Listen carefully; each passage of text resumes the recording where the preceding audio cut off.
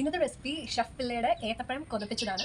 നമുക്ക് റെസിപ്പി നോക്കിയാലോ. ഒരു പാനിലേക്ക് നമുക്ക് കുറച്ച് ഗീ ആഡ് ചെയ്ത് കൊടുക്കാം. ഗീ ആഡ് ചെയ്തതിന് ശേഷം ചക്ക ഒരു 6 ചുള അടുപ്പിച്ച് കുഞ്ഞതായിട്ട് അരിഞ്ഞത് ആഡ് ചെയ്യുന്നുണ്ട്. ഒന്ന് ടോസ്റ്റ് ആയി കഴിയുമ്പോൾ നമുക്കത് സൈഡിലേക്ക് മാറ്റി വെച്ചിട്ട് ഒരു ഏത്തപ്പഴം അരിഞ്ഞതും കൂടെ ആഡ് ചെയ്ത് രണ്ടും കൂടെ ഒന്ന് മിക്സ് ചെയ്യാം. പിന്നെ ഒരു സൈഡിലേക്ക് അത് മാറ്റി വെച്ച് നെയ്യ് ഒഴിച്ചിട്ട് ഷുഗർ ഇട്ടൊന്ന് കാരമലൈസ്ഡ് ആക്കാം. ജസ്റ്റ് ഒന്ന് വാട്ടിയെടുത്ത് ഷുഗർ മെൽറ്റ് ആയി കഴിയുമ്പോഴേക്കും നമുക്ക് ചക്കയിലും പഴത്തിലും കൂടെ മിക്സ് ചെയ്യാം.